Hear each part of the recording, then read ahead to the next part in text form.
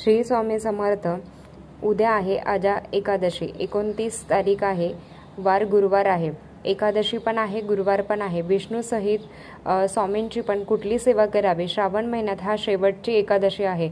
लवकरच श्रावण महिना निरोप घेत आहे की तर काय सेवा करावी त्याबद्दलची माहिती आपण बघणार आहोत। तर उद्या एकादशीचा उपवास आणि गुरुवारचा उपवास, त्याचमध्ये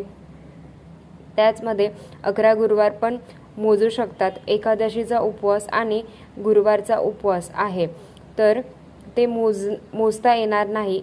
एका वेळी 2 व्रत करू शकत नाही। दोन्हीपैकी एकच फळ मिळते, म्हणजे त्या दोन्हीपैकी एकच फळ मिळते किंवा एकच सेवा केली जाते किंवा एकच सेवा करावी।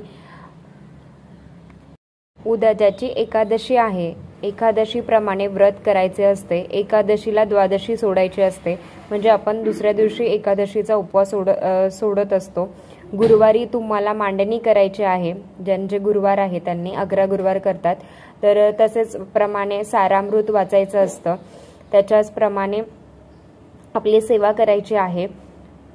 तर 11 गुरुवारमध्ये मोजायचे नाही। ज्याची एकादशी पण आहे त्यांचं सांगितलंय। आणि ज्यांना एकादशी नाहीये, फक्त गुरुवार आहे, तर आपल्याला सेवा कंटिन्यू चालू ठेवायची आहे। आणि आपण नैवेद्य काय अर्पण करायचा? जे आपण काही बनवणार आहोत तेच आपण दाखवायचं आहे। 11 गुरुवार आहेत, त्यांचे जरी एकादशी नसेल तर ते मोजू शकता। तसेच एकादशी आहे तर तुमची संकल्पयुक्त सत्यनारायण चालू आहे, तर एकादशीला सत्यनारायण चालू शकत नाही। आपण जे नित्यनेमाने सेवा करत असतो तर एकादशीला ती चालत नाही। मांडणी तशीच ठेवावी। एकादशीला आपल्याला सेवा करायची नाही उद्या। तसेच कोणाचं गुरुचरित्र पारायणाची जर सांगता असेल तर एकादशीच्या दिवशी पारायणाची सांगता करू शकत नाही।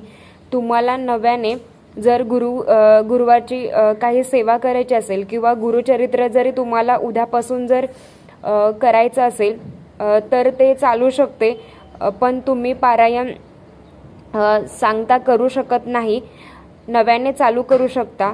तसेच आजा एकादशी आहे, विष्णूंची समर्पित असते। संतान प्राप्तीची सेवा करायची आहे, उद्यापासून आपण सुरू करू शकतो। मासिक धर्म किंवा विटळ असेल तर काही अडचणी होत्या, म्हणून आपल्याला सेवा करता जर नाही आल्या तर उद्यापासून आपण सुरू करायच्या असतात। तसेच भगवान विष्णूंची संकल्पयुक्त सेवा चालू आहे। 40 दिवसाची व्यंकटेश स्तोत्र तर सेवा चालू आहे। तर भगवान विष्णूंच्या सोबत आपण महाराजांची पण सेवा उद्या अतिशय उत्तम सेवा करणार आहोत। तर गुरूंच्या सेवेपासून बघूया। चला तर 11 गुरुवार आपल्याला सेवा घडत आहे। ज्यांनी 11 गुरुवार करत आले त्यांनी स्वामीचरित्र सारामृत, परत 11 माळी जप, तारक मंत्र हे करत आले। तसेच ज्यांच्याकडून जर झाले नसेल किंवा त्यांनी काहीच केलं नसेल तरी उद्याच्या गुरुवारी आपण हे नक्की करायचं आहे।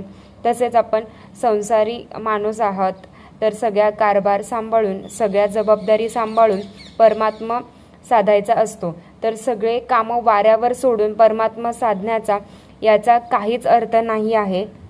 उद्या शेवटचा गुरुवार आहे, तर बऱ्याच 99% लोकांनी गुरूंची सेवा केली आहे असेलच, तर काही लोकांनी काहीच करत नाही, म्हणजे करता आलं नाही। तर कमीत कमी स्वामीचरित्र सारामृत एक तरी पाठ करावा, म्हणजे 1 ते 21 अध्याय तुम्ही ते पठण करावे। अगदी तुम्हाला टप्प्यात केले तरी, तुमच्याकडे जर बाळ असेल तर तुम्हाला ते जमणार नसेल पूर्ण एका वेळेत बोलायला, तर तुम्ही सकाळी संध्याकाळी असं थोडं अर्ध करून जरी वाचलात तरी चालू शकते। फक्त 12 ते 12:30 या दरम्यान आपल्याला सेवा करता येणार नाही। अगदी तेवढेच नियम पाळायचे असतात, नाहीतर महाराजांचे कुठलेच नियम नाही आहेत पाळायचे। मला जर ते पण नाही जमलं तरी तुम्ही 11 माळी जप तरी करावा। एका बैठकीत नाही झाला तरी तुम्ही 5 सकाळी किंवा 6 संध्याकाळी, म्हणजे जेवढे उरले तरी ते संध्याकाळी तसं केलं तरी चालू शकते। दुपारचं जरी केलं, तुमचं आवरून जरी झालं असेल तरी तुम्ही बसून ते नामस्मरण केलं तरी चालू शकते।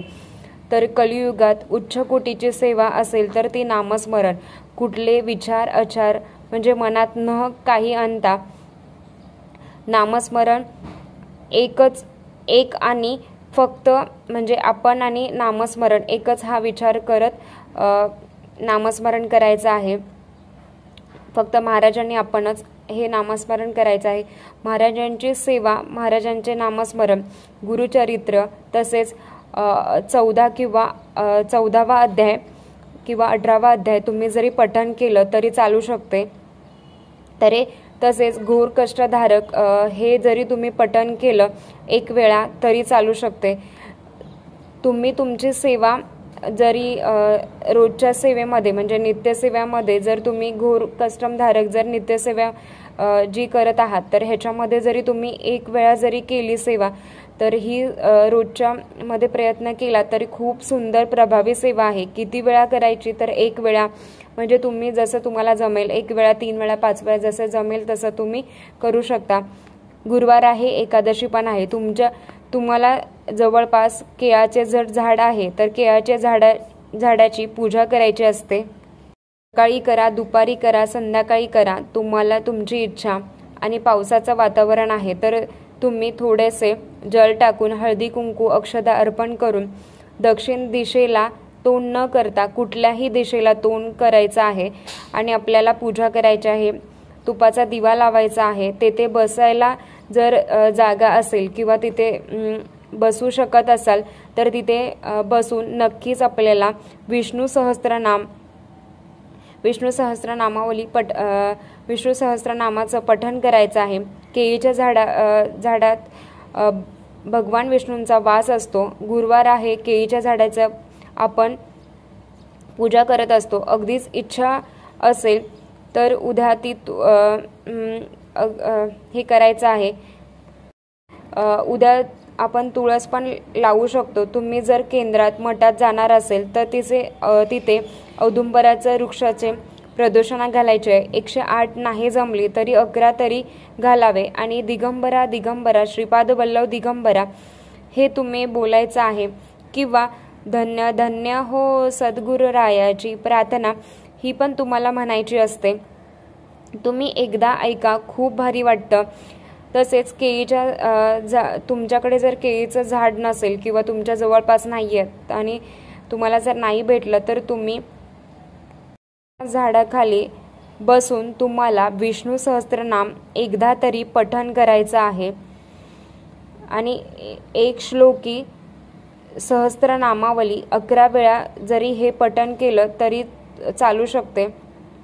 विष्णू सहस्त्रनामाचं फळ भेटू शकतं. केळीचे झाड नाही जर भेटले किंवा तुमच्या जवळपास नाही तर आपल्या घरात ब्रह्मांड नायक तर तेथे बसलेच आहेत. बसून तुम्ही सेवा करू शकता. विष्णू सहस्त्रनाम तुम्हाला दिवसभरात पठण करायचं आहे, कधी पण करू शकता. एक श्लोकी सहस्त्रनाम पठण करायचं आहे. उद्या जर तुम्हाला उद्याच्या रात्री 12 वाजता शक्य असेल तर विष्णू सहस्त्रनाम एकदा पठण करायचं आहे. आणि व्यंकटेश स्तोत्र जर झालं तर 21 मंडल करू शकत असाल तरी करायचं आहे. जर तुमच्याकडे लहान मुलं असेल तर तुम्हाला जमलं नाही तरी तुम्ही ते जसं तुम्हाला जमेल तसं तुम्ही करायचं आहे. तर आपल्याला 1 ते 8 ओळीपर्यंत 20 वेळा बोलायचं आहे. नंतर 21 वेळी सगळं आपल्याला बोलायचं आहे. असं आपलं 21 मंडल पूर्ण होतं. तर ह्या तुमच्याकडे लहान बाळ असेल तर नाही शक्य झालं तर तुम्ही एकदा तरी पठण करावे, एकदा तरी बोलावे. किंवा तुम्ही दिवसभरात विष्णू सहस्त्रनाम आणि विष्णू सहस्त्रनामावली हे तरी पठण करायचं असतं. कडून जर ही सेवा नाही झाली आणि आपल्याला नाही जमली तर ज्यांना होते त्यांनी करावी. तुमची इच्छा असेल तर करावी. तसंच विष्णू सहस्त्रनाम आणि विष्णू सहस्त्रनामावली दिवसभरात तुम्ही कधी पण करू शकता. तसेच उद्या बाळकृष्णांचा एक तरी तुळशीपत्र अर्पण करायचं आहे. विष्णू सहस्त्रनामावली जर नाही शक्य झालं तर ओम नमः भगवते वासुदेवाह हे तुम्हाला बोलायचं आहे.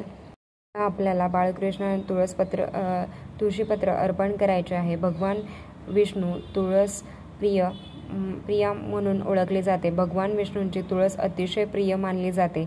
उद्या तुळस तोडायचे नाही। स्त्रियांनी तर तुळस कधीच तोडू नये, कारण लक्ष्मी वर्ध असते, कारण ती सौभाग्य देणारी असते। स्त्रियांनी तोडायची नाही। कोणतेही झाड तोडत असताना त्यांना विनंती करायची असते, एक तरी तुळशीचे पान अर्पण करायचे आहे भगवान विष्णूंना, आणि ओम नमो भगवते वासुदेवाह हे मंत्र बोलायचा आहे। विष्णू बाळकृष्णांच्या मूर्तीवर अभिषेक केला तरी चालेल, जसं शक्य होईल तसं तुम्ही करा। या पद्धतीने उद्या सेवा करा। जर आवडला असेल तर लाईक, शेअर, सबस्क्राईब। थँक्यू।